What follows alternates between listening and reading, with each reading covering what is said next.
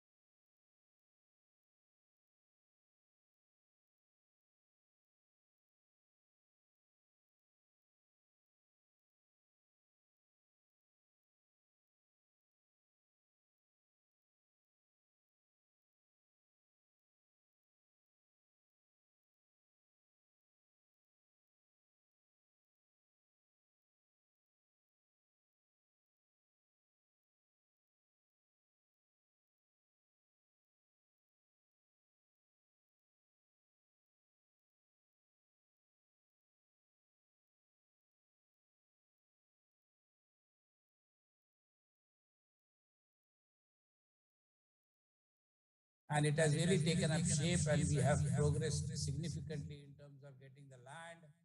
The land allotment has been done, and now we are in a position of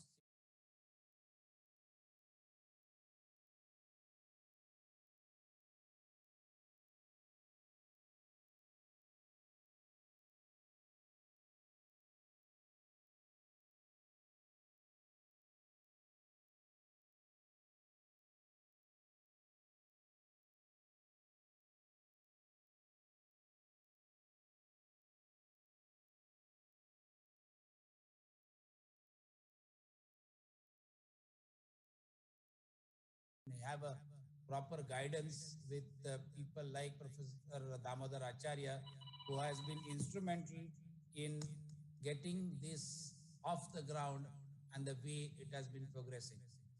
Uh, as far as the progress of the ICT-IOC campus is concerned, in terms of academic achievements, in terms of scientific research, in terms of establishing analytical centers with all the sophisticated instruments, and with the permission from IIT Kharagpur, making the entire facility available to us in terms of all the buildings and infrastructure which is present in there. It is indeed a pleasure for me to be able to participate in this, and I'm glad that all of you have agreed to be with us, and Professor Shriram for accepting our invitation and addressing the gathering, addressing our staff, students, and faculty who are looking forward to looking forward eagerly to your discourse or to your advice or to your direction in research. The topic which you have chosen is also very contemporary and is indeed the need of the hour. And I'm sure with this initiation, we will start some collaborative activities, which I'm sure are being done informally, but we wish to do something formally. And this is the right time to at least commit ourselves to improve and increase this level of interaction in a more quantitative fashion and show results at the end of 2 or 3 years. Next year, we'll be graduating our first batch. That is going to be the time where all of us will be in a position to say now that ICT-IOC has graduated students with a completely different orientation-based course, which is making students who are graduating with an integrated master's program. Either they are industry ready, they are management ready, or they are research ready. So the opportunity available to them with 5-year integrated trimester course is one of a kind in India as of now, and compliments to Professor Yadav for initiating all that and all the faculty for implementing it. It was quite taxing on part of faculty. I know the number of tests which they have to carry out, and equally taxing on the students as well. But I am sure, and I have seen that the students have shown that they are up to it, as well as faculty is very keen to assist the students. Let this particular activity continue, these efforts continue, and I'm sure every year we will have something concrete to show to the government of Odisha, to the central government, as well as those who are the stakeholders of ICT-IOC Bhubaneswar campus.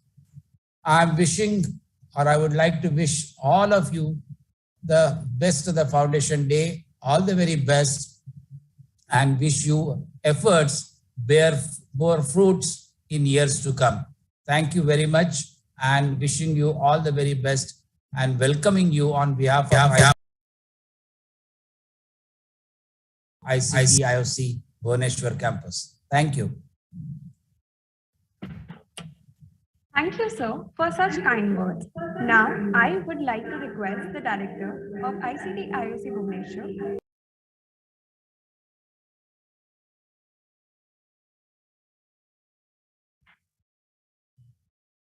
Hello and good afternoon to everyone.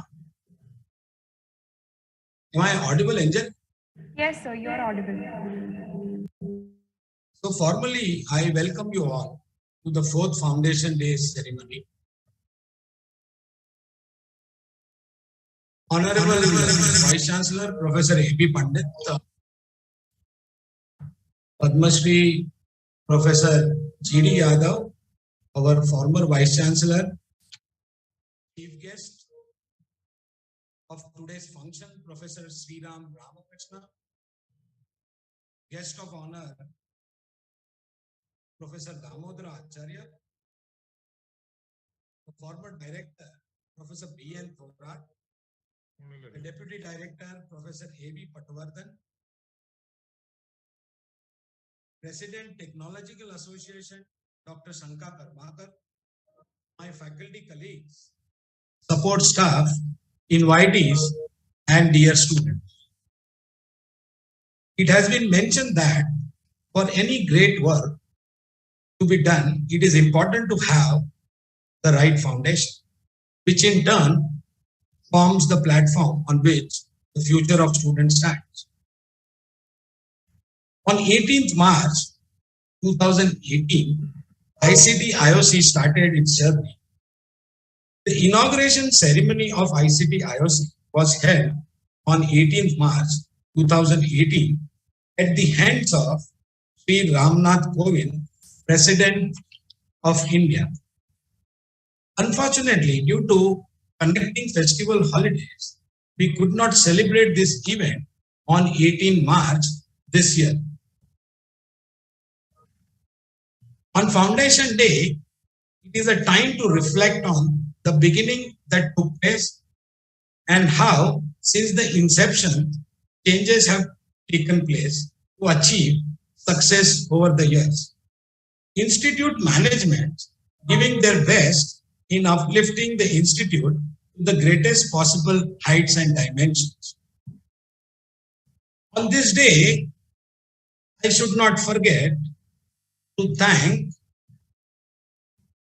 the eminent dignitaries behind the development of ICT-IOC campus, former Vice Chancellor Professor G.D. Yadav, the present Vice Chancellor Professor Pandit, former Chairman of IOCL Shri Sanjeev Singh, present Chairman of IOCL Shri Srikant Vaidya, Director HR IOCL Shri Ranjan Mahapatra, and the entire team of Indian Oil Corporation for their vision, commitment, resilience, and dedication in shaping this institute. As we all know that the world is passing through catastrophic situation as a result of COVID-19 pandemic, I would like to touch upon the developments undertaken at ICT-IOC in this different situation since the last Foundation Day celebration. I am happy and delighted to inform you that ICT-IOC has started offline classes for second year, third year, and fourth year integrated MTech programs and all 2 years MTech programs. Our PhD and postdoctoral students are also at campus and doing their research and trying to cope up with the time they lost during this pandemic situation. I would like to mention some of our few achievements and the information which over the last 1 year ICT-IOCL has achieved. Professor Anand Patwardhan, the Deputy Director, has joined on 1st December 2021 this institute as a Deputy Director. And myself, I have joined as a Director from 1st January 2022. Over the last 4 years, we have expanded our faculty strength.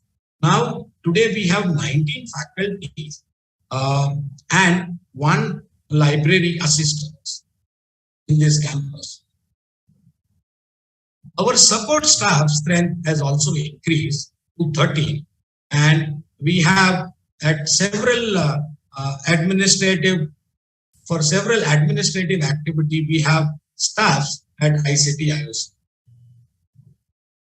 We run courses at ICT-IOC, integrated MTech course, 5 years. In 2021, we have admitted 58 students for this course. We also run MTech 2-year program in food engineering technology, petrochemical engineering, and pharmaceutical technology.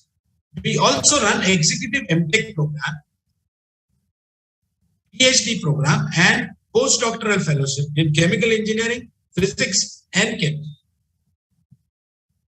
Some of the major extramural activity which was conducted in last 1 year, the new campus at Matipada was handed over as a land of 73.86 acre, and the former director, Professor B.N. Thorar, has conducted a Bhumi Pujan in presence of Minister Shri Dharmendra Pradhan.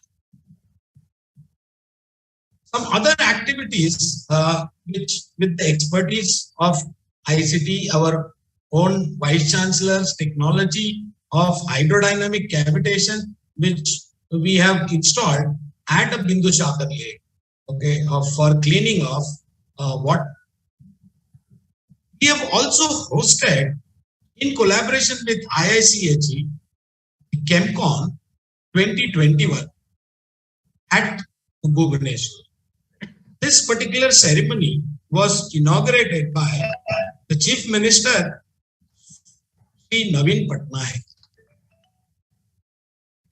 Some of the other activities which we have conducted, Professor Damodar Acharya Endowment Oration was delivered by Professor V.K. Tiwari. Padma Shri Professor G.D. Yadav Distinguished Oration was delivered last year by Professor Samir Maitrigotri.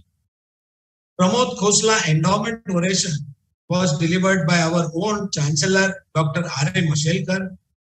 Professor B.D. Tilak Visiting Fellowship was delivered by Professor Jigna Parekh, and Dr. Mukund Chorgole also delivered a talk on sustainability in drug discovery using natural products.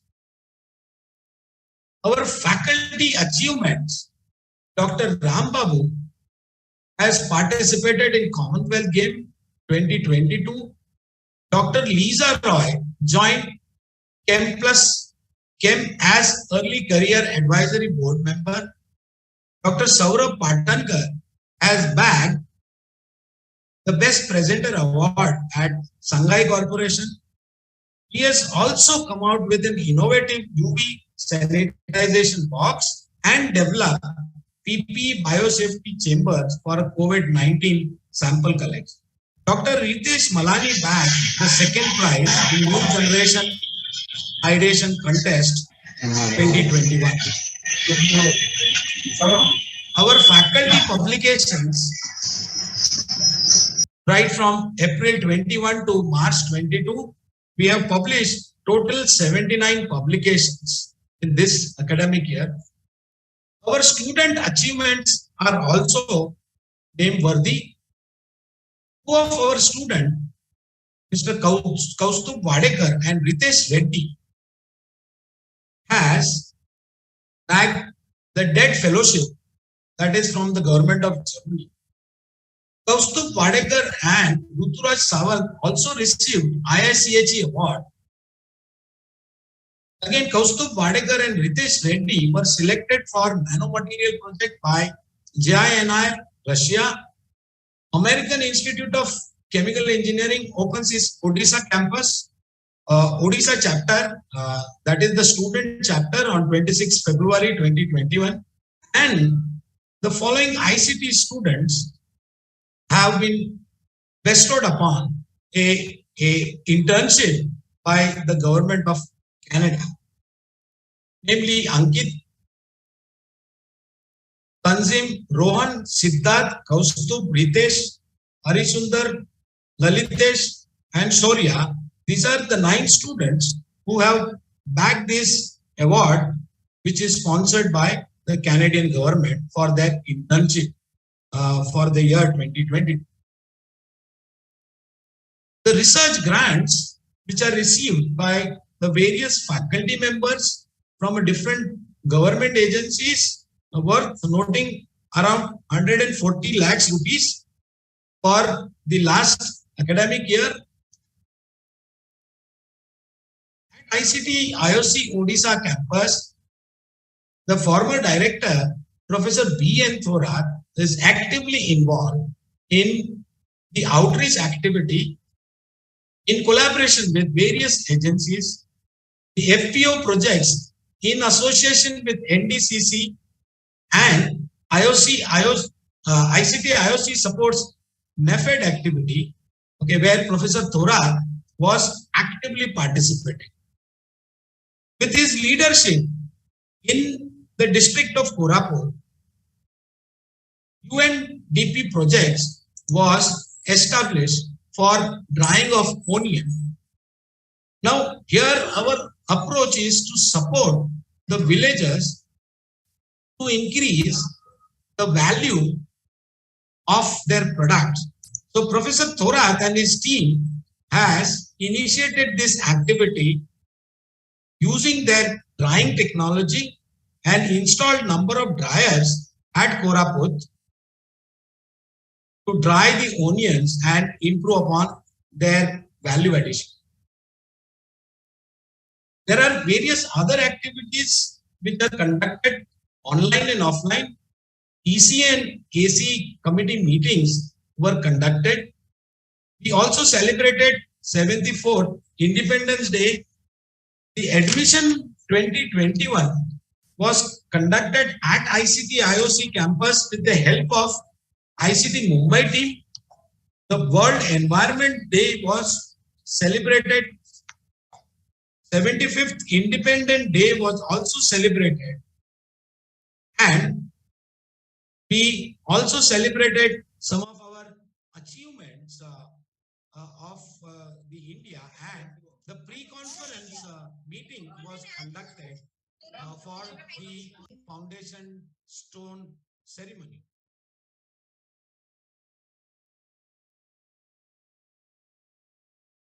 There are several facilities which are created at ICT-IOC present campus. Like there are new equipments which we have installed recently: GCMS, supercritical fluid extractor, HPTLC, hot stage microscopy, hot air oven, BOD incubator, blenders, multimode dryers. And we also created a sophisticated facilities of instruments at CET, namely single crystal XRD, PXRD, scanning electron microscopy, liquid nitrogen plant, atomic force microscopy, and HRTEM. Some of our other students' activities which we conduct at ICT-IOC campus, some of our students, they participated in Chemophilia, Gateway to Success, Worldcraft Essay, and the workshops, which is Chemulate, which was hosted in November 2021. The ICT student also participate in ODR K-12 session on effect of natural disasters on climate change. This activity was conducted on 3rd October 2021.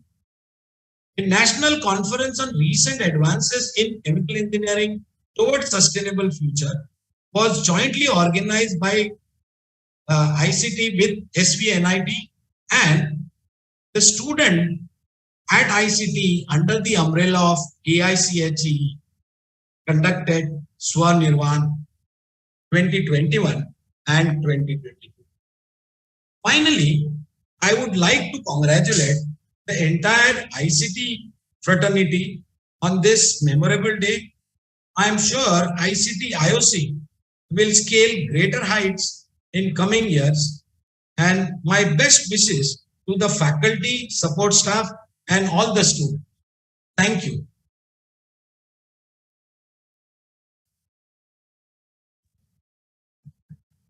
Thank you, sir.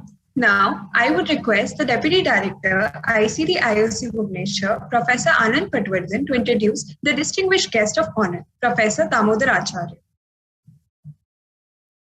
Thanks, Angel. Wish a very good afternoon to one and all. In fact, it is a very rare privilege to introduce such an eminent and tall personality like Professor Damodar Acharya sir, who is gracing this occasion today as the distinguished guest of honor. Actually, he doesn't need any introduction, but maybe for the first years and very few people who may not know him, let me complete this protocol. So, Professor Damodar Acharya did his B.Tech in mechanical engineering from NIT Rourkela, and then proceeded to do M.Tech in industrial engineering and operations research, as well as doctorate from IIT Kharagpur. In all, he has about, more than 32 years of diverse experience, including more than 27 years of teaching and research at IIT Kharagpur, 5 years in academic administration, such as Vice Chancellor of Biju Patnaik University of Technology and Chairman of All India Council of Technical Education, AICT. Currently, he is the Chairman of Advisory Board of SOA, that is Siksha Anusandhan University. He is the former Director of IIT Kharagpur and former Chairman of AICT, New Delhi.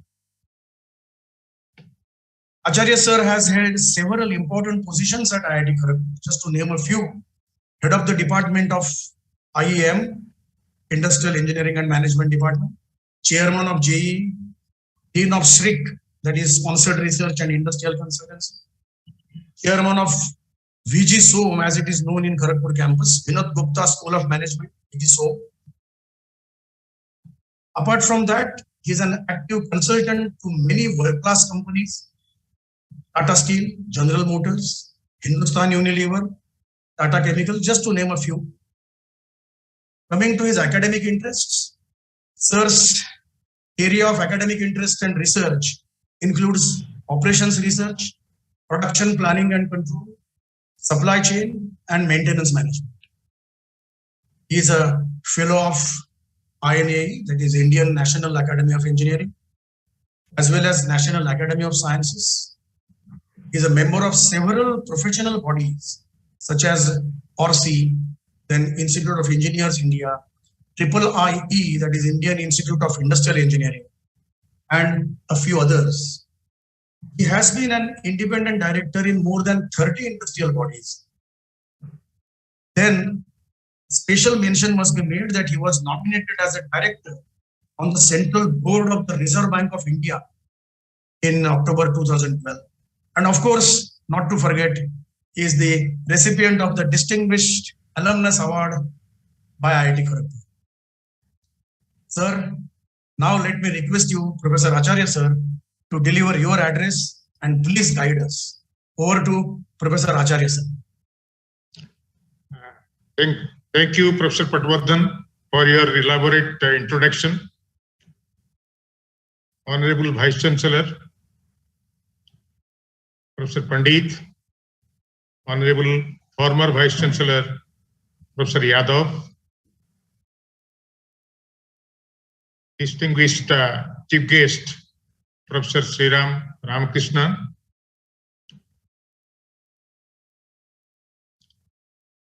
Professor Bhavia, Director of ICT-IOC Bhubaneswar, Professor Thorat, former Director of ICT-IOC Bhubaneswar, faculty colleagues, students, and other invitees, especially Mr. Sarangi, who is here and who has been there right from the beginning. Okay. Thank you very much for giving me an opportunity to speak few words on this occasion of 4th Foundation Day of IOC ICT Bhubaneswar. I extend you a very hearty welcome and I'm really pleased to see that this institution, which started from nothing, has come up so well in spite of all its limitations of not having a campus of its own, trying to manage these things from whatever little space that IIT Kharagpur provided. And the students are accommodated in some other hostel, and the facilities are also scattered, something in CET and something in that institute, IIT Kharagpur Bhubaneswar campus. Still, you have been doing quite a bit of actually work so far as I could see, and being a person just located here, I have some idea. So therefore I take advantage of that.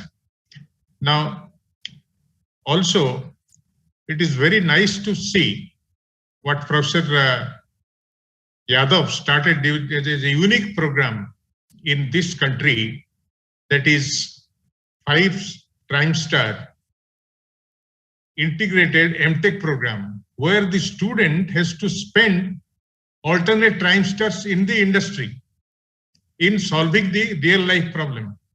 Hopefully, this unique program will become more and more popular, and maybe the whole country will really adopt it. Similarly, this nascent institution, it started program called actually Executive MTech program in chemical engineering, where the practicing engineers are studying here on chemical engineering.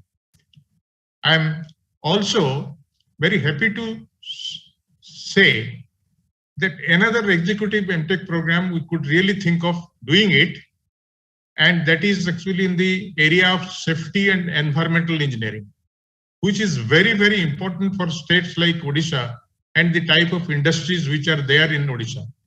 And I just had a discussion with the authorities of IIT Kharagpur the other day. They have also a safety engineering school. So they are willing to collaborate with ICT Bhubaneswar, similar to what we have done in chemical engineering, provided we just make a sort of a request to them that such a program actually we could start. And it will be really a unique program in the country also. Now, looking at the, so 4 years back or little beyond that, when myself and Professor D.P. and Mr. D.P. Misra, we used to go to Professor Yadav saying that ICT has been the anchor institute for growth of chemical industries, petrochemical industries, petroleum industry, pharmaceutical industry, textile industry in whole of, say, Western India. So can it not become actually a sort of anchor institute in the East, where all such industries are not there, but they will definitely come up. Say, and it is actually this philosophy which IOC really also accepted. So also this government of Odisha in so far as providing the fund by IOC and providing other facilities including land, etc. by by government of Odisha. And the institute has really come up well. And it is also heartening to see that in Odisha, for the first time, a big pharmaceutical industry is actually, and that pharmaceutical industry is by Bharat Biotech. And with Professor Bhavia here, a doyen in the pharmaceutical field, I hope that many more such industries will come up, and this will become Odisha will become a pharmacy hub of the eastern part of the country. Of course, a lot of things are happening in petroleum, petrochemical, and particularly gas-based industries, and even textile industry, particularly technical textiles in Odisha. And we should be in a position, ICT should be in a position to take the leadership here and provide the necessary technical support, because we do not have such technical manpower in this part of the country. So definitely this will be considered as a sort of opportunity for our ICT Bhubaneswar campus. And as the things goes on, it is absolutely necessary for us to look for, say, a sort of circular economy, blue economy, so that many of the waste materials could be really recycled to get valuable products. And also in the blue economy, particularly taking advantage of the huge coastline, we, ICT Bhubaneswar, should come out with some programs and some projects to exploit the mineral resources in sea coast or sea for the benefit of actually the mankind. Maybe these are some of the new things which could really happen. And few MTech programs we have started. I believe more such programs will come, and many more projects also could happen. So, and what I see that our students and the faculty, they have done extremely well, and I must really congratulate them, and particularly the first batch, which is the pioneer batch, who will come out actually within a year's time. They should be able to really set a standard or milestone for the future. On this actually occasion, I really congratulate all the faculty, all the leadership, and the students, supporting staff of ICT Bhubaneswar, where in spite of all these limitations they have done exceedingly well, and the future is bright. I'm 100% sure it will come up very well. Thank you very much for giving me an opportunity to speak a few words. Thank you, Professor Acharya, for such a kind-hearted speech. I would request Professor Anand Patwardhan to introduce the chief guest, Professor Seeram Ramakrishna. Well, thanks again. So I get this double opportunity today. I'm double lucky to introduce two stalwarts, really. It's very rare to have such an opportunity on single day, or rather a single year sometimes. So Professor Seeram Ramakrishna is here, who is gracing this occasion today as the chief guest. And personally speaking, it is both quite overwhelming as well as humbling experience to introduce such tall personalities. Professor Seeram Ramakrishna received his doctorate from the University of Cambridge, United Kingdom, and the GMP training from Harvard. He is FR Engineering, Oration Chair, Senior Professor of Materials Engineering at NUS, that is National University of Singapore, Chairman of PRCOE, then Editor-in-Chief of the Springer Nature Journal, Materials Circular Economy. He'll be talking about that topic today. And of course, he is the Director of Center for Nanofibers and Sustainability. Professor Seeram Ramakrishna is recognized amongst the world's most influential scientific minds and top 1% highly cited researchers. I'll repeat this: world's most influential scientific minds and top 1% highly cited researchers in material science as well as cross-fields categories. Just to give some numbers, Google Scholar shows 135000, yes, you heard it right, 1,35,000 or 135,000 citations, I-10 index 1154, that is 1154, and H index 167. Well, additionally, he has so many accolades to his name. I have very difficult to summarize his profile. He is a co-author of an award-winning book titled An Introduction to Circular Economy. Then he has also authored a UNESCO report titled Knowledge-Driven Actions, Transforming Higher Education for Global Sustainability.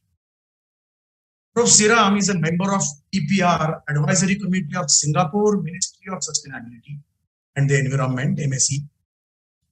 Then ESG Committee of Singapore Institute of Directors and ISO TC 323 on circular economy.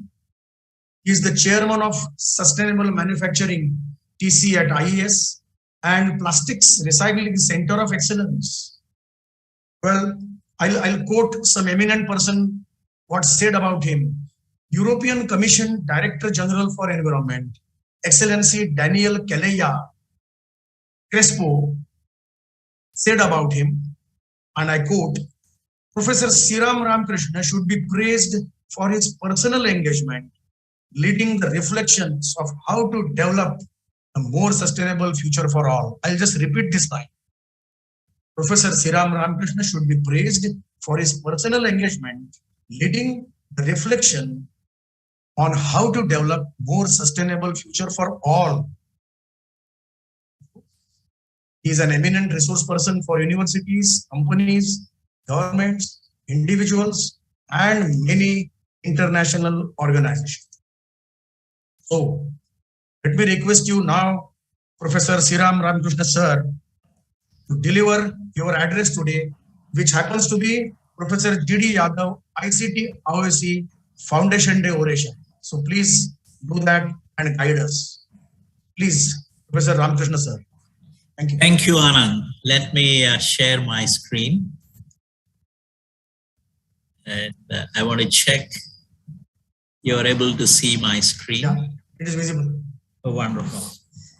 Let me begin by thanking you, Professor Anand, Professor Pradeep, Director ICT Bhubaneswar, for inviting me. GOH, Damodar Acharya, leaders of ICT family, including ICT Bhubaneswar, staff, students, all the attendees of today's lecture. I like to echo GOH praises to the ICT Bhubaneswar. From the humble beginnings, you progressed significantly and rapidly, which is an evidence of your hard work and passion. Today, it is my privilege and honor to deliver Padma Shri Professor G.D. Yadav, 4th Foundation Oration. He's a good friend of mine. We also advise Indian government through World Bank on higher education. Right after this meeting, we will be actually going to that meeting. So it is my honor and a privilege to share my enthusiasm. The topic given to me is Roadmap for Achieving Circular Economy Goals in Developing Economies. This is a topic very well chosen, timely, highly relevant to the ICT. ICT is about chemicals and materials. In my presentation, I will demonstrate to you through the concepts of emerging circular economy, we need to reinvent chemicals and materials. In other words, there is enormous scope and potential for ICT to reinvent chemicals and materials for the betterment of 1.4 billion Indians, as well as 7 billion people on the planet. These are my contact information, and I have more than 140 slides, but time given to me is 40 minutes. Do not worry. I will share a copy of my lecture so that you can view them at your own pace. But I like to stay within the time given to me so that we have time for Q&A. Circular economy is best understood with the lens of India. India is actually a frugal nation. You all know Professor Mashelkar talks about it, who is also involved with the ICT Mumbai development. I quote from one of the recent paper from India. Traditionally, Indian economy has been one where reusing, repurposing, recycling has been second nature. In a world that is increasingly running out of natural resources, this thinking is an asset, must be leveraged by businesses, policymakers, citizens in an organized manner and expanded into include other elements to make the economy truly circular. I believe it's very well composed. In other words, we are talking about how not to become a throwaway society, how to become a circular society. I have chosen 3 topics: textiles, food, and housing. Let me confess, GOH Damodar Acharya and I did not speak before about focus of my lecture, but he was essentially saying ICT focus over the time in textiles, food, and pharmaceuticals is extremely important for the development of the region in the East. I do believe chemicals and materials need to be reinvented in these 3 important areas. I could cover many topics, but since the time is limited, I intend to focus on these 3 topics and give you some illustrations. Those who are the students, beginners of circular economy and sustainability, allow me to give you a brief introduction.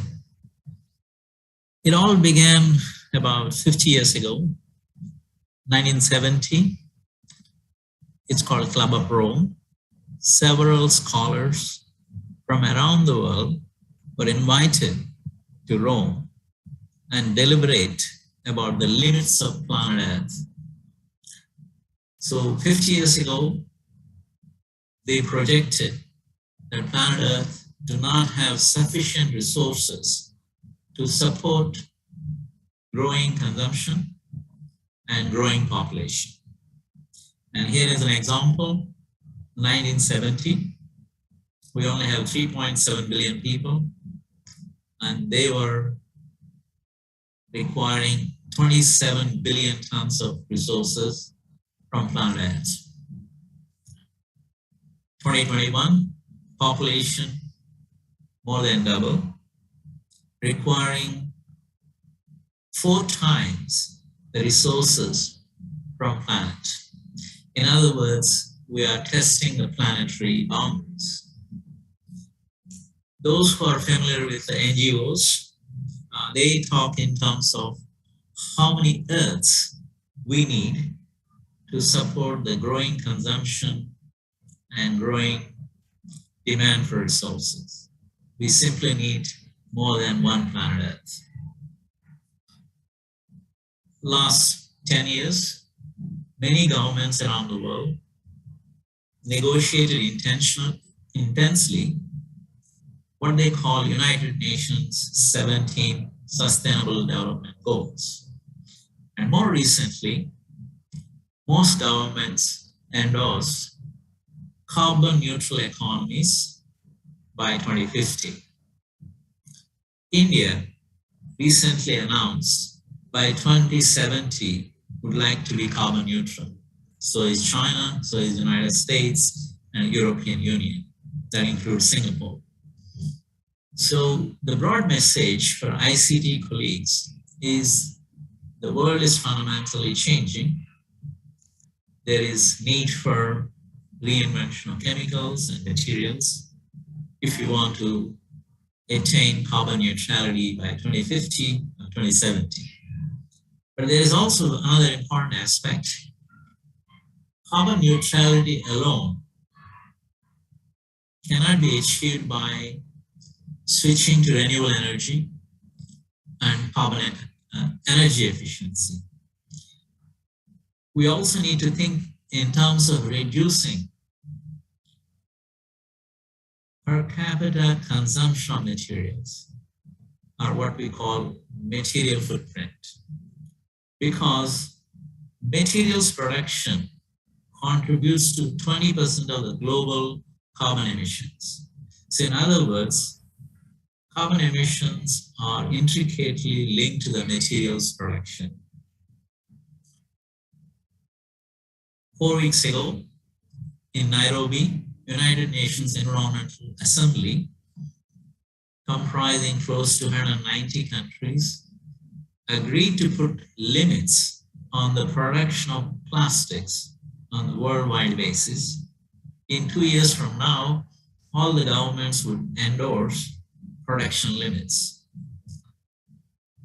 So in other words, ICT-like institutions have to invent materials and chemicals to realize carbon neutral world, to realize set targets in terms of reducing production without compromising the quality of life of human beings. So there's enormous research, innovation is needed. So to make it more clearer, these are the definitions of sustainability. The other one is circular economy. Sustainability is about meeting the needs of the present without compromising the needs of the future generations. On the right side, circular economy is an economic system that uses a systematic approach to maintain circular flow of resource size by regenerating, retaining, or adding value while contributing to sustainable development. I am part of the ISO committee, which is coming up with new standards on circular economy. So these definitions are taken from the standards we are drafting. So sustainability could be understood in a simple way. Instead of taking a car, one could walk, one could cycle, you reduce the carbon footprint. Circular economy is very important. Reason is linear economy, which we have been practicing for the last 100 to 200 years, is quite damaging. As you can see at the bottom, in a linear economy, we mine resources from the planet, make products, use them, we dispose them, causing pollution-based resource depletion, harmful health effects. But on the top, in a circular economy, you do not waste resources. It's a very important slide for ICT colleagues. Material circular economy is needed for 3 reasons. Reason 1, to reduce the carbon emissions. Reason 2, to enhance the material circularity and reduce the waste. Reason 3, we want to eliminate chemicals, material-related, unwanted human health effects. In the subsequent slides, I will show you those 3 examples. So circular economy follows or emulates biological circularity exists in the nature.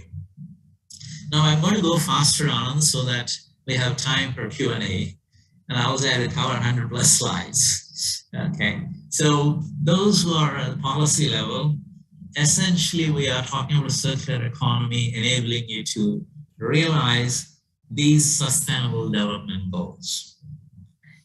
And those into the manufacturing, those into the materials and services and products, essentially circular economy involves raw materials, manufacturing, use, repair, collection, recycling, even the design itself. For all of my slides, there is a reference at the bottom. So you can actually refer those articles for a much detailed understanding. So this is the United Nations reports talking about circularity in different sectors, focusing on plastics, electronics, and chemicals. So let's focus on textiles. Within textiles, again, there are three important directions. One is circular economy aspects, medical textiles, and intelligent textiles. I don't have time, but I'm sure ICT is focusing on all three of them. Textile sector essentially involves a variety of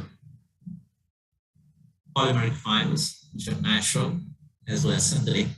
Synthetic fibers are much more exponentially growing. And in this slide, we show you that 10% of the carbon emissions globally attributed to textiles. That's the reason textile sector is under the microscope for reinvention. And this is a typical materials flow diagram of textiles. As you can see, very small percentage of textiles is actually recycled. Most of it is incinerated, landfill, leading to other problems like microfibers, microplastics, affecting the marine life and eventually the human life. So why is this happening? If you look at on the left side, there's a comparison of fast fashion that is happening in China. 20 years ago, in China, more than 200 times they use a particular garment. 20 years later, they only use it for less than 60 times. So that's exactly what's going to happen for India. As India becomes prosperous and people like to change their lifestyle, they will be more wasteful.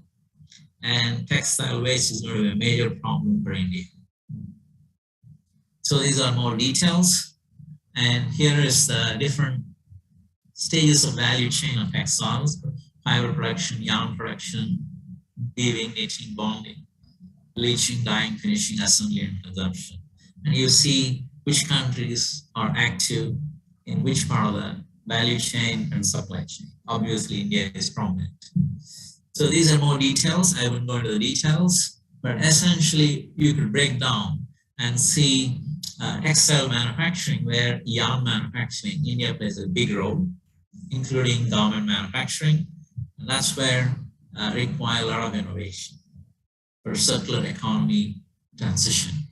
And these are more details involving kind of pollutions that are associated with them. And these are numbers to give you about a typical t-shirt and the jeans, what we call fast fashion, and amount of energy, CO2 emissions, and water consumption. And this is more different material systems. So if you are involved in polyester, you know what you need to do in terms of reinventing polyester or recycling polyester.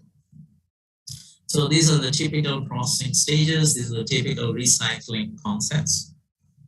And so I want to illustrate what's going on globally. In Europe, now they're actually becoming much more stringent, and the products need to come with a digital passport with a lot of information. And this is where exporting countries like India have to pay attention. On the right side, you see France has a law which will not allow any company to discard unused clothes. So in other words, the world is changing, external world. So India manufacturing industry has to reinvent itself, not only for India, but as the rest of the world. Extremely important. That's why I said ICT in the next 50 years, there's an enormous opportunity for you to contribute. And here is an example of Alpine, which is a company which is looking at hemp fibers, how they use circular economy concepts and promoting more sustainable products. And what we call extended producer responsibility scheme. We introduced this in Singapore. I'm advisor to the Singapore government on this policy. I'm very sure many other countries are introducing extended producer responsibility that actually comprise all the manufacturers to take the responsibility. In other words, industry is forced to make the transition. Similarly, the retailers and consumers. And these are more standards we develop. And this is how we do it. Similarly, people are talking about other goods like leather. There's sustainable leather. Instead of going to the animals, you could produce from the plant-based leather, right? And you could see Adidas, one of the large sporting company, how they market their products using a low carbon emission products. So now bringing back to the message to ICT, there are more than 350,000 chemicals manufactured by human beings, and they're used in a variety of products. In textiles alone, there are 1,900 chemicals, and 165 are classified as hazardous. Now imagine, once these regulations come in, more awareness comes in, we need to reinvent chemistry. Okay. And here is an example. We work on fabric cleaners using nanoparticles and proteases that are derived from natural organisms. And that's how one could go about with our own research.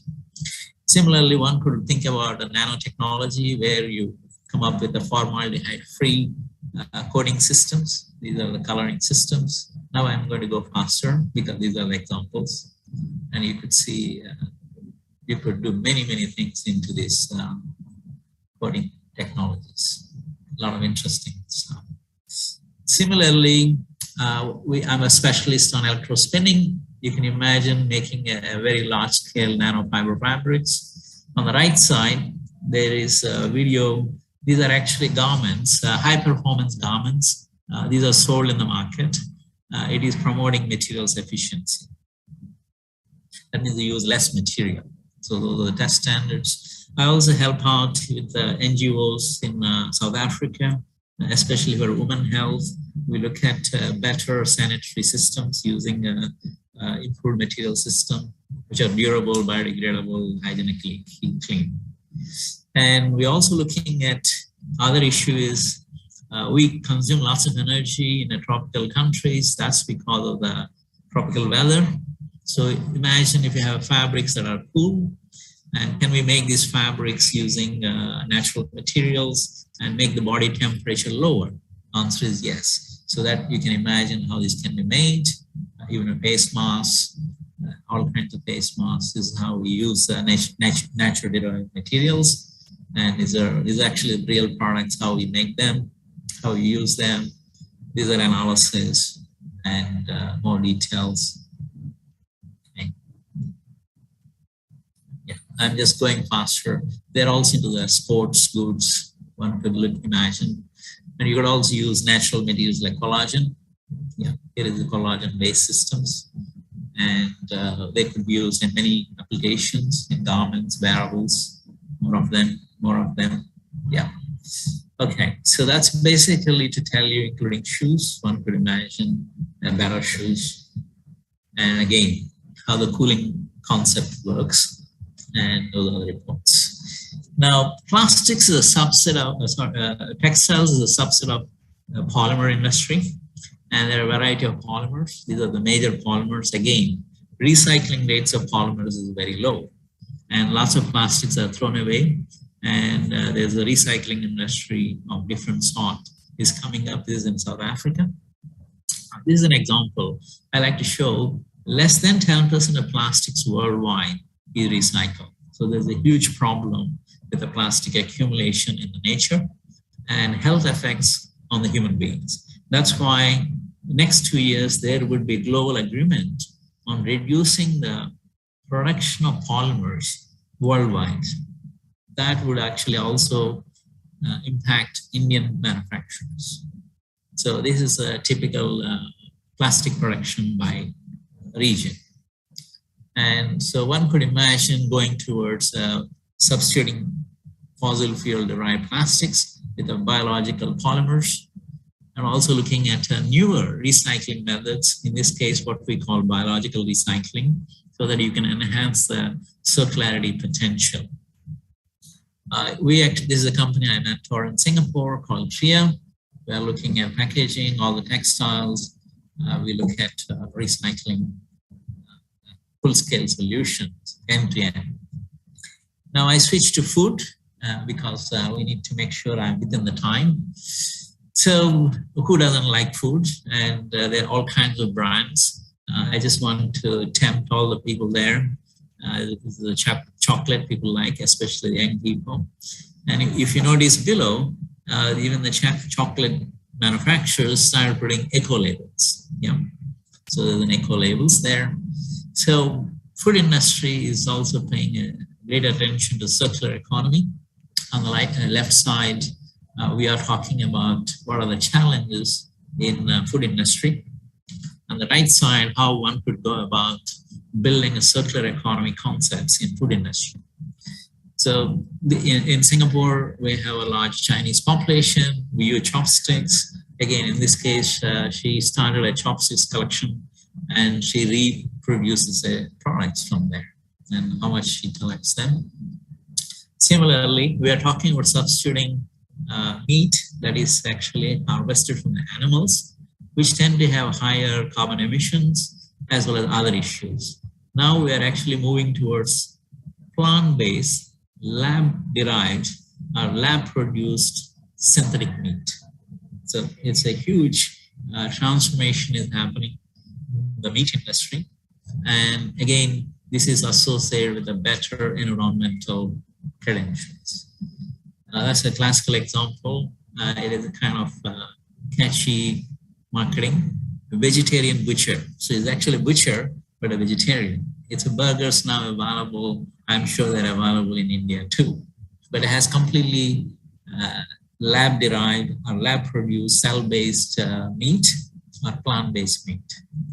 So one could imagine introducing digital technologies, which India is extremely strong in different aspects of food management. And this is different technologies one could imagine. So now I move towards housing. Within housing, again, household, we use many things. In this case, simple dishwashing liquids.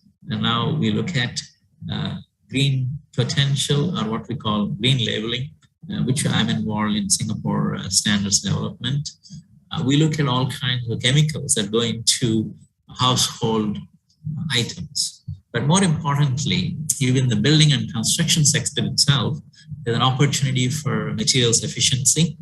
Here is an estimation by UN, agency UNEP. They have shown China and India, which is shown on the right side, if you redesign the materials and the building sector, 60% of the emissions associated with construction and buildings could be reduced in India and China. So that's why there's going to be huge innovation expected in the building and construction sector. And again, to give you numbers, there are two kinds of emissions. One is the emissions associated with running operating a building. There are emissions associated with construction of a building. So both requires innovations. And these are more numbers. I would not go into the numbers, but if you are interested, you can look at them. This is how buildings industry innovating themselves in a variety of ways. For example, I work with a company called AkzoNobel. They have a paint, they paint all the buildings and infrastructure. They're better in terms of environmental credentials. Again, it's a polymer chemistry and applying new knowledge and nanotechnology. So you could imagine reflective paints, cool paints, as well as many other ways you innovate. There's an example what we call material selection. We have to look at embodied carbon intensity of materials. Interestingly, wood or natural materials has a much better credential than aluminum and steel. Again, for centuries, India has experience of using wood. I'm sure that traditional conventional knowledge will be very useful in designing future buildings. Well, it's just an example, 4,600 years old boat, which is 42 meter long, 20 tons in base. It is in pristine condition in Egypt. So wood is quite durable. So there's an opportunity to reinvent construction materials. So this is how we actually design green cities. It has a lot of parameters. And so in summary, I want to go forward. Circular economy involves many things. That also involves scientific research and education. And there are lots of new jobs that are coming up. According to the World Resource Institute, for every $1 million you're going to invest in circular economy thinking, there's a lot more new jobs will be created. So worldwide, trillions of dollars are being invested now in circular economy. So obviously, it's an opportunity for India. I'm part of the UNESCO team expert group where 12 of us met more than a year. We came up with how universities should do in terms of embedding sustainability and circular economy in their curriculum, teaching and learning programs. So if you are interested, you could download a free copy that's available from this website at the UNESCO. I believe it's very useful for ICT family. So I think Professor Bharat, he works with Arun Majumdar, my good friend, my colleague formerly. Well, he produced this nice diagram which talks about drying technology and sustainability. He showed if you want to approach and innovate a simple drying process, you need now to approach it in a transdisciplinary or multidisciplinary way. In a way, it's the same. Circular economy is a multidisciplinary, transdisciplinary research domain, requires expertise of many, many disciplines for innovation. So take an example. When EU is coming up with the European digital passports for the products that are sold in the European market, you need a variety of innovations. So these are digital technologies. India is extremely strong. I'm displaying one of the company I collaborate. It's called Zomra. It's a sensor-based automatic sorting system. And they're everywhere, including India. And imagine a textile which comes in different colors, different kinds of material systems. How do you sort them automatically? So here is an automatic sorting system. And we use ultraviolet system. And you could UIS, NIR detection system, you could automatically detect them and use a conveyor system. You can separate them. This is how automated plants look like. And there's a huge potential for a number of industry players using automated sensor-based technologies. One could also go towards many other labeling, polymer labeling, because you need to label the polymers at the molecular level, later on at the garment level or the plastics level, eventually the product level. There's a huge opportunities for innovative, high quality science. These are how you do that. So if you are a fan of digital technologies, what we call Industry 4.0, there's a huge opportunity for them. You are deeply involved in nanotechnology on the right side. Again, there's lots of opportunities, and there are opportunities for all of them to contribute towards a circular economy. So when we achieve all these dreams, eventually we'll have products like this. This is Panerai, a Swiss-made watch, which has 99% recycled materials. It has everything like steel, titanium, silicon, plastics, and whatnot. So imagine such a complex device is made from recycled materials. So you can reimagine all the products and services in India. So if I have given you any reasonable interest and you're more interested, you're welcome to read these books which I have put together recently. You're also welcome to read other books by other great authors, and you'll get more details about circular economy. You can reach out to me at that email address, WhatsApp, or LinkedIn. Again, I'd like to take this opportunity express my deep heartfelt thanks to organizers, as well as Professor Pradeep, all the esteemed audience, leaders of ICT family, members of ICT family, and all the audience. I wish you all good future.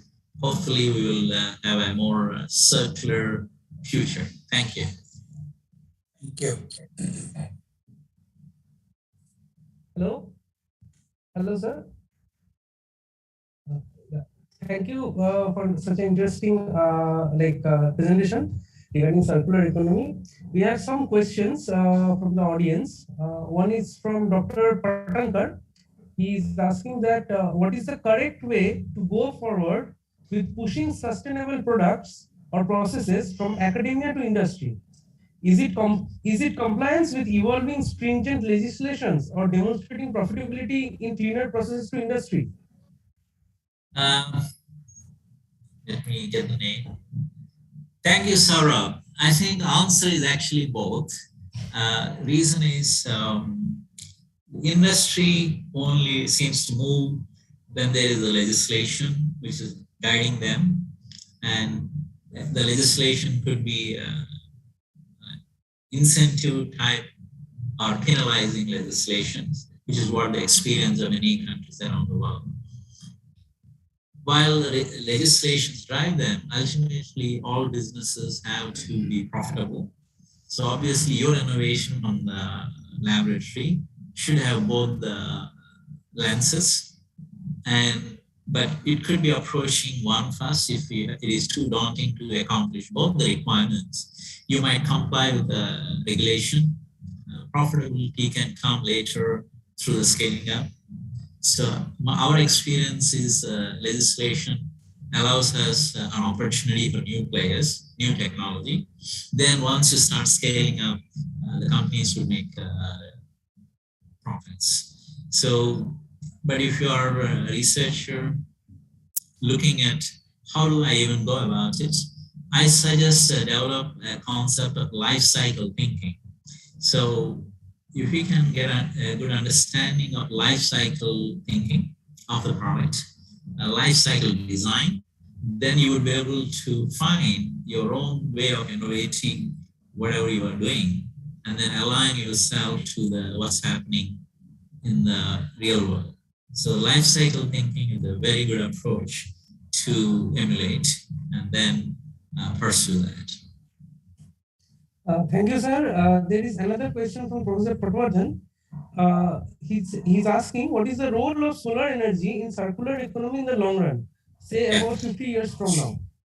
Thank you, Patwardhan. Actually, most industries right now, what I've seen around the world, they say they're doing circular economy, but what they have done is they are substituting polluting energy sources with the renewable energy sources. Obviously, solar energy is considered as a renewable energy. So many industries, they are switching energy source to a renewable energy. That's how they are actually portraying. But my lecture also tried to convey the message that is not a complete circular economy. That's only a part of it. Real circular economy requires circulating the resources, so which is basically material resources, how do you circulate it?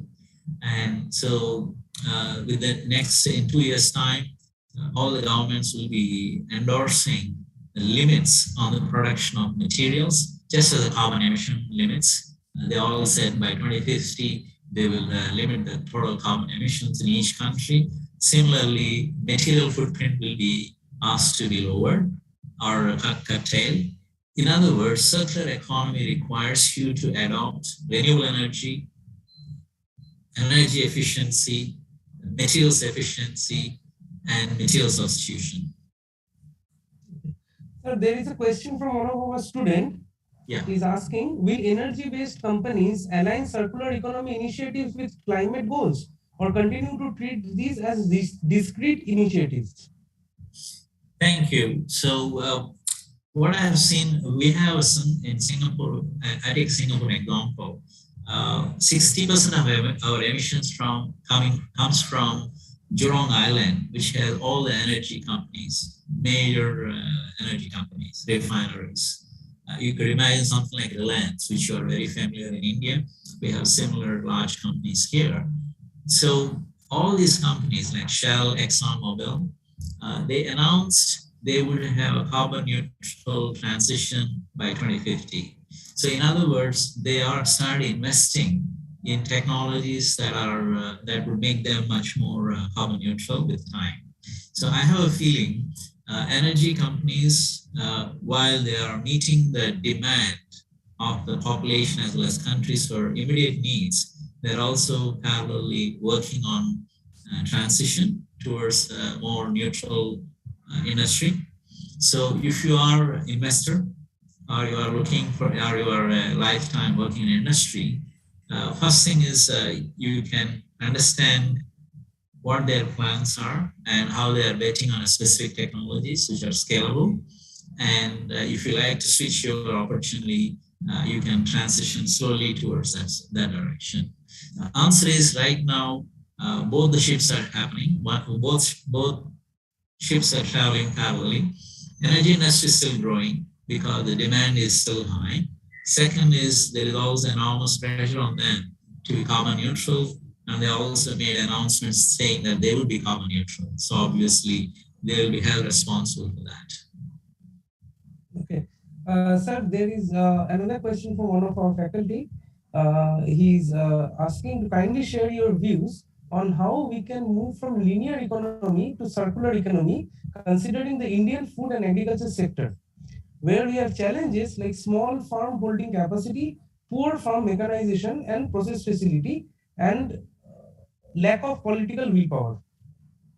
Thank you. Well, it's a big problem because food and agriculture immensely important for India because 60% of the population still in agricultural sector. So one cannot take lightly. And second one, food and nutrition and agricultural sector, very broad and wide. There are many players involved, many industry players as well as non-industry players. If I'm a researcher like you, I would look at some of the pockets where you could make a difference. For example, fertilizers. There's enough evidence now chemical fertilizers have sufficiently damaging the soil, and there is a need to go toward biofertilizers. People are talking about advanced technologies like nano biofertilizers, just one idea. You could also think of improving the yield of the agriculture. You can also think of nutrition, processing industry also require a lot of innovation. But you also raise another important question is, if there is no willpower in the policy making, how would this pan out? My sense is India, we know for many years, with all its policy challenges, India is still growing, and India is a serious player on the world stage in many sectors. And right now, I believe circular economy is actually favorable to India. The reason is population is familiar with the concepts. Second, there's an opportunity for radical innovation. So you don't need to follow the previous technologies dominated by other countries. You can jumpstart to the new areas and you can come up with your own unique technology or innovation platforms. Okay. I think we can take one. Sir, Professor Pandit has one question, I think. Seeram, interesting lecture. I really enjoyed it. Just a couple of issues. I work with Professor Bhavik Bakshi looking into a network of industrial ecosystems. And essentially the circular economy is a part of it based on the exergetic alliances or exergetic analysis. General conclusion is the more we move away from our rural settings to urban settings, more wasteful we become. You go to rural settings, as you correctly pointed out, we have been born and brought up that way to recycle, reuse, repurpose, so on and so forth. But the moment we move from our rural setting to urban settings, we seem to forget those concepts.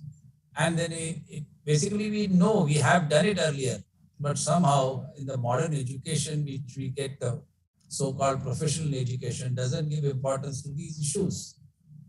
What is your take on that? Absolutely, you really put the nail on it. So this is what we debated 18 months in the UNESCO, where we said, there's a lot of traditional indigenous knowledge that is somehow not absorbed into current day and age. I give an example. A couple of years ago, I went to Tibet, and it's very cold for me because I'm living 3 decades in Singapore, and here we always 25 to 30 degrees. Where I went there, it was like minus something, and I was shivering. Then I went inside one of the monastery. There's no aircon. There's nothing, no heaters either, nothing. And I said, hey, what is the magic here? They said, look at the window. It doesn't look like a window, but it's actually a window. So what they have done is they've taken a straw. They have their own straws, and it's like 1 or 1.5 meter long ones. That is the thickness of the wall, but that's actually a window. So this there's a stack of straw or the plant stems. They stack such a way the air somehow doesn't get too cold, and you can live very comfortably. Absolutely. I was completely shocked when I saw that. I took a picture. Normally, I use that in my lectures before. I could, several examples I have seen in many other countries, like in South Africa, Argentina, other places. So there's a lot of good indigenous concepts there. One need to kind of understand the lens of modern science, explain it, and probably build some models around it, and then make it scalable. For example, I'm actually building one university in Nepal. Means I'm basically advising them from scratch with ADB funding of $120 million. I told them from the day one, all your building should be sustainable. And so design such a way is actually locally derived materials. The construction methodology is highly sustainable.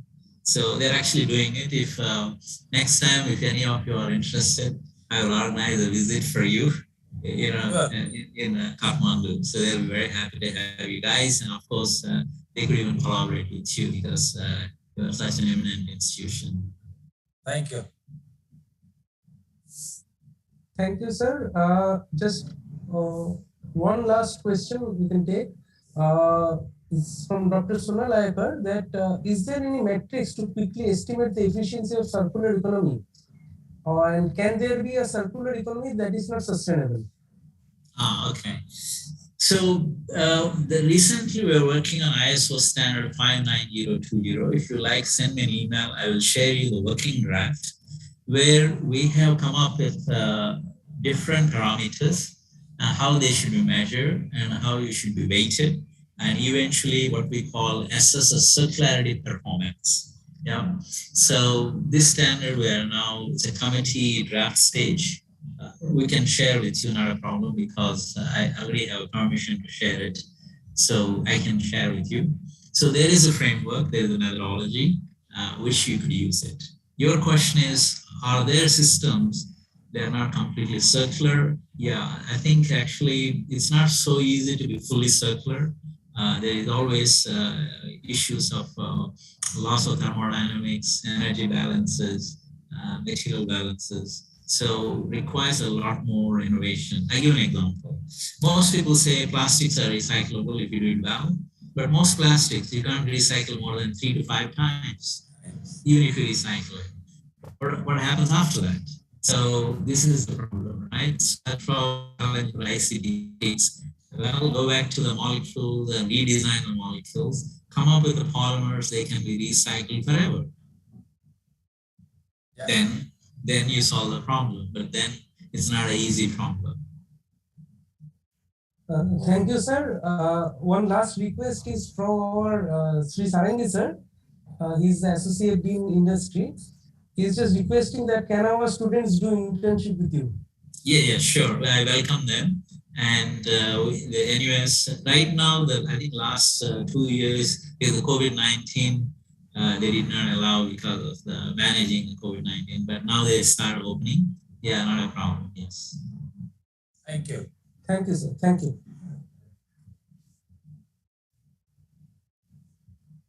Thank you, Dr. Karmakar, and thank you, Professor Seeram Ramakrishna, for such an insightful presentation on curricular economic goal in developing countries. I believe that the audience will benefit immensely from today's session. Now, on behalf of our Honorable Vice Chancellor, Professor E.V. Pandit, I would like to request Dr. Sankha Karmakar to felicitate the guest of honor, Professor Damodar Acharya.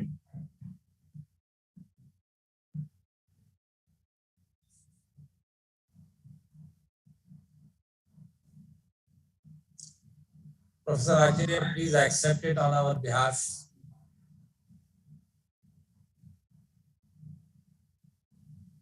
Chief guest, Professor Seeram Ramakrishna. Thank you so much. Thank you. Thank you. Thank you.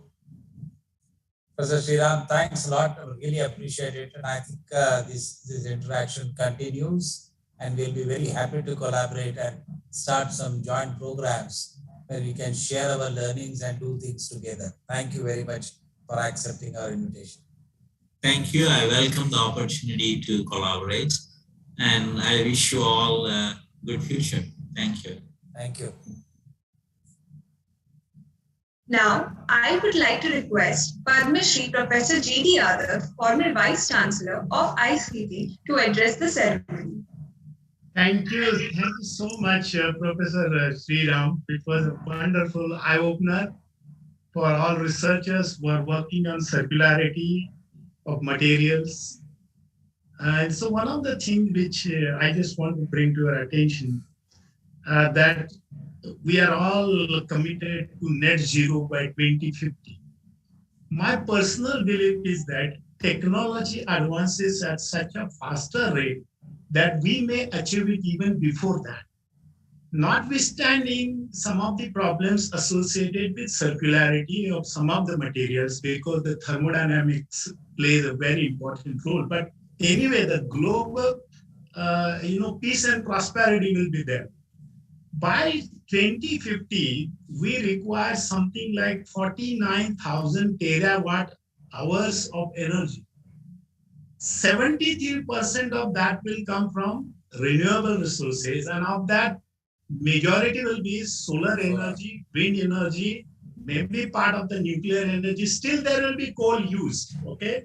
And you have hydro and whatnot. And hydrogen economy. There will be a lot of hydrogen, and that will be almost 25% of that will be green hydrogen. There will be blue hydrogen as well as green hydrogen. That is going to happen. What is important in that is, when we talk about this, let us talk about one simple thing. You started with textiles. 1 kg of textiles requires 100 liters of water. And that water contains all these dissolved dyes and whatnot. So with so-called ZLD, liquid discharge, we have to develop technology. Then what happens to the dye? What do you do of that? Do you burn it, incinerate, or do you reuse it? And what is the technology? That is $1 million question, whether it is technical, textile, or anything else. In terms of food, which you talk, very important thing, because we all love food. Arguments say, by 2025, we will have population of 8 billion people. And assuming they eat, say, 3.5 meals per day, and every meal, even if on average you waste 1 gram of food, that will be equivalent to 25 million tons of food per day. Can we convert that particular food into some form of energy or recycle? What are you going to do with that? That is another important function for food. And in terms of, so-called green cities, smart cities, debris, what do you do with the debris? So much of debris, we have to reuse that.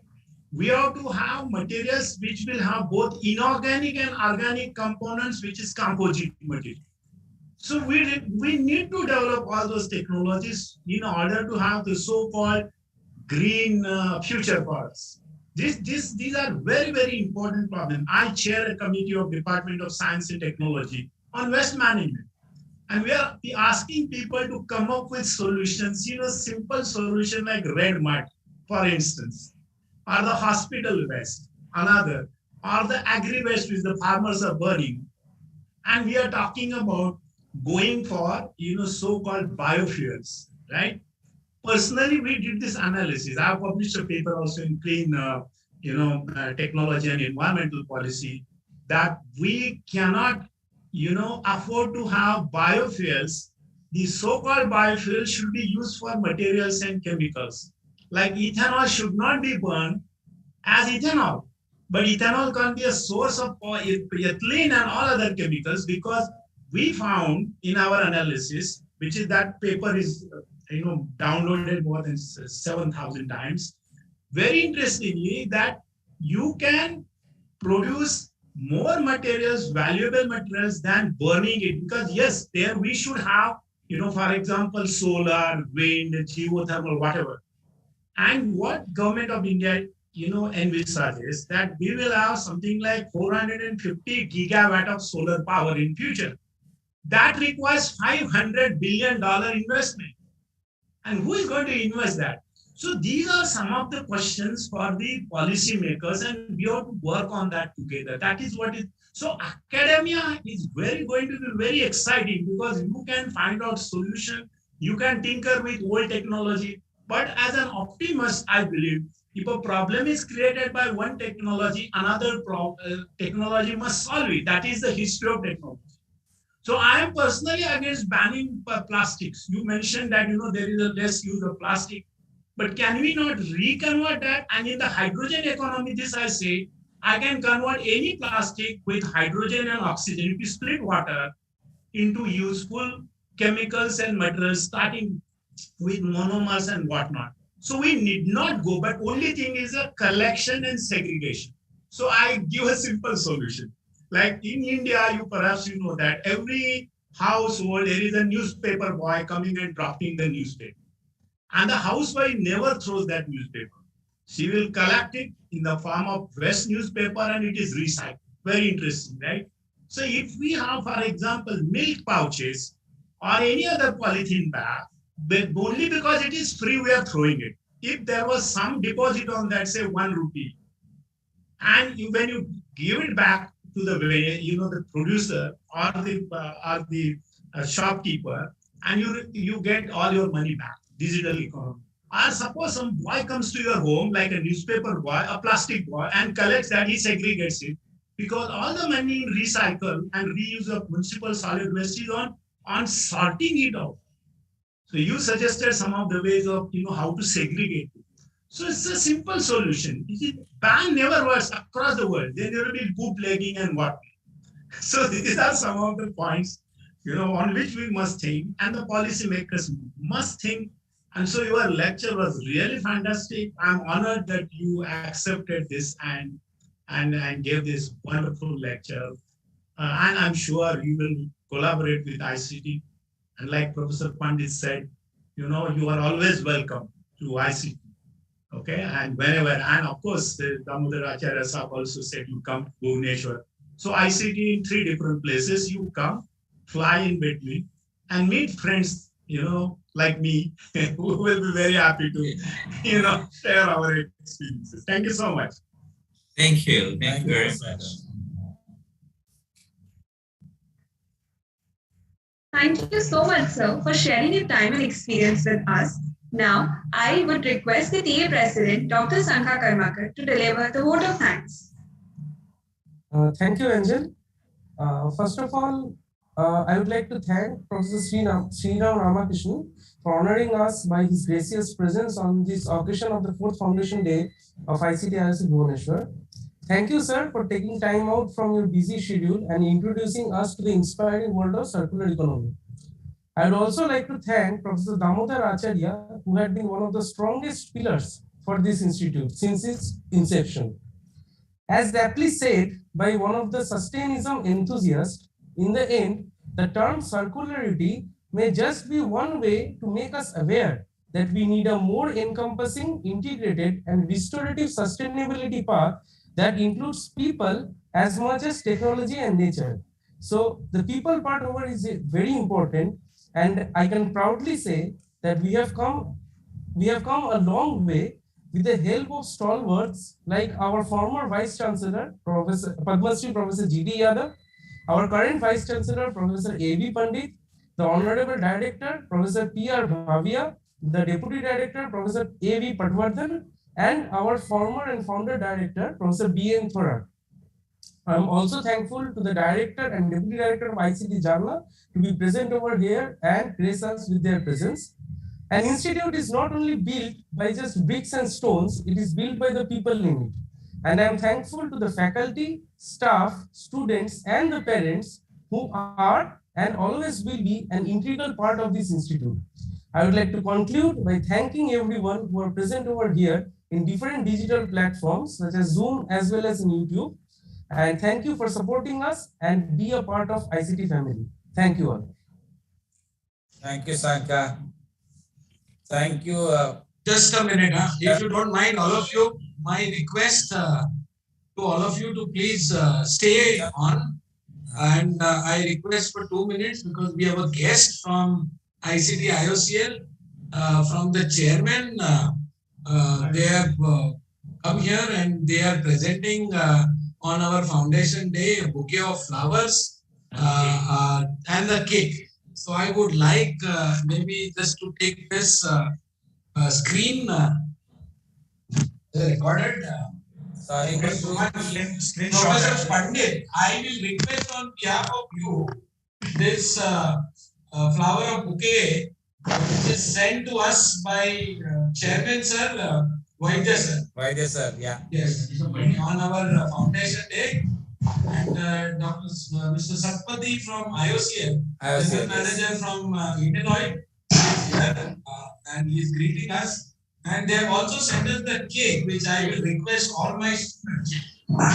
Just send the cake here. Yeah. Keep a piece of it. Keep a piece of it in the fridge. I will come eat it next time I visit. Just cake. So we will go just cake there. No, just we can just take a picture and then we'll cut. After so nice of you. Thank you so much. Sir, we have also received the cake on behalf of IOCL. Yes. The chairman sir has sent the cake and we will assemble here at the post. Please do all the our honor. student and we will cut the cake. Please do the honor. Thank you all. Thank you, sir. Thank you. Thank you, Dr. Shriram. Thank you, Dr. Thanks a lot. Thank you. Thank you. Eat the cake. Enjoy. Eat the cake. Thank you. Happy birthday. Close the meeting. It's such a pleasure. Yeah. Thank you. Okay. Bye-bye. Thank you. Bye-bye. Thank you. Thank you, Shriram. Thanks a lot. Sir, one request I have. Just before leaving, can we put everyone's video on so that we can have a digital memory? Thank you all. Screenshot, yeah. Please screenshot. Take a Please take a screenshot. screenshot. Yes. All of you, all 80 people. Yeah, you can remove your mask, Professor Thorat and colleagues. Remove your mask. Yeah. I request all the, I see some first year students and I think Soumyaranjan is here. Some of the names I am not familiar. So across the board, please You may have to take put your videos off. few Please photographs, quickly. just scan it through and Yeah, I think there are 80 people, I think. Professor Smita Lele is also seen there. Yeah, Smita madam. Hello. Please put your video on. We are having a it's on. screenshot. It's on. Angel Jain. Angel, you can start your video.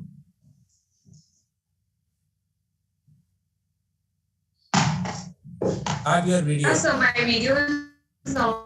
Good. I see Vijay Sane also. Good. Very Yeah. good.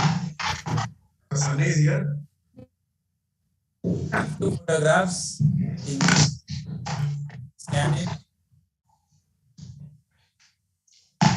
Kindly take the screenshots.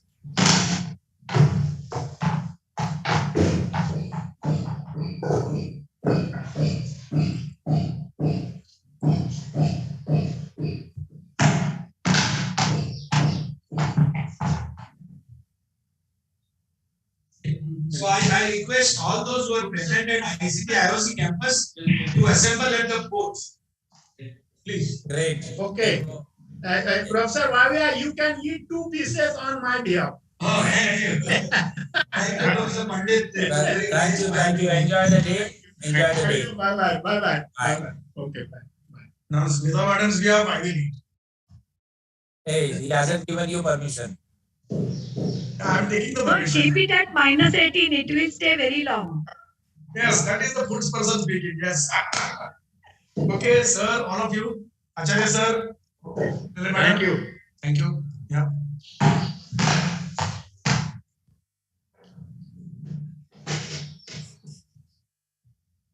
Okay, thank you everyone. I now pronounce this session to end.